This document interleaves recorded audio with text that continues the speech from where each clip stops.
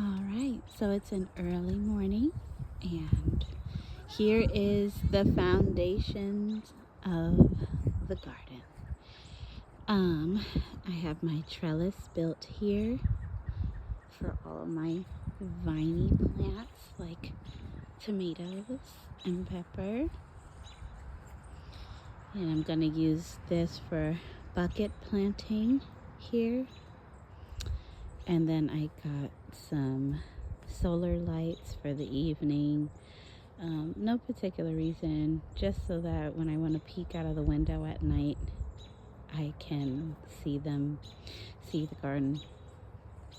And then this is my garden bed. Here I'm going to lay a bunch of soil down.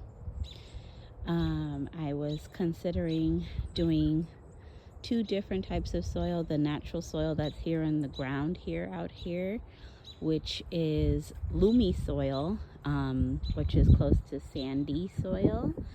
But believe it or not, herbs actually really like that for filtration because they don't like their roots wet. So I'm gonna layer the bottom down with some of the natural soil here, and then I'm going to get some store-bought soil and add it on top. And this is going to be the herb garden here. And then here is the greenhouse. The foundation is up. I just have to get the clear tarp. And I was told from some of the natives out here that clear tarp is probably best out here versus black or green, just to absorb the maximum amount of sun. But the concern was the UV lights being too much. So that is exactly why I planted the foundation of this garden here right by a big old bushy tree. So we can balance out the amount of UV rays and sunlight into the greenhouse. But yep, this is the foundation here. I'm so proud of it. Just have to get it a little bit more fastened and secured into the ground here. And then put the tarp on, and then in here, this is where I will be growing just a ton of potted fruit trees. Sweetness is going to be in here. And I'm going to actually try my hand at growing sugarcane, so that's pretty exciting. Then I have my baby girl here with me outside early this morning. And this is my compost wheel that was gifted to me by a special lady out in town. And this compost wheel is amazing. You just open it, you add some of the natural soil, and then you add your compost, like your eggshells, your potato skins, banana peels, all that stuff. Throw it in there, give it a spin. It mixes it up. Natural fertilizer.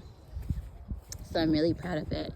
The thing that I love the most, that I'm most excited about with this garden, is that it is 100% sustainable. All of these items were reused and free of cost. All free. Wood pallets free. Greenhouse free. Trellis wire free. Cinder blocks free. All of these things were free. And my goal is to make a completely sustainable garden, so that we can get back to the roots of things and get back to growing things that make sense for the community, make sense for the human body, make sense for ecology and the ecosystem. So I'm very excited. So as you can see out here in South Carolina, even though I am in an inland portion of the state and not so much by the ocean, as you can see over here is a ton of loamy soil, and this stuff is Bermuda grass, which my father had let me know that this is actually Bermuda grass. So because it's winter, it turns super brown and not so aesthetically pleasing, but then in the summertime it turns really green, and so it will look very different in spring, summer. But I'm looking forward to filling all of this up, and I'm looking forward to making this a beautiful medicine cabinet. And there will be more to come where that is considered. So there it is, and I will be giving weekly updates as time goes along.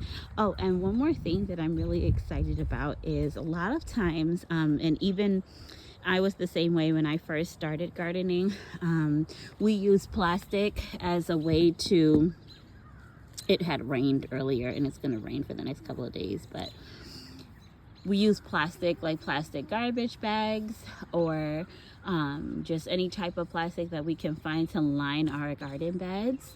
And so in an effort to kind of stray away from growing things with like harmful plastic as the base in it, I was gifted some fabric that is actually a lot more safer and healthier and breathable, that you can grow things on without, it does not have harmful plastic, so it's actually pretty soft. It feels like cloth, and I think it's a landscaping fabric, I believe.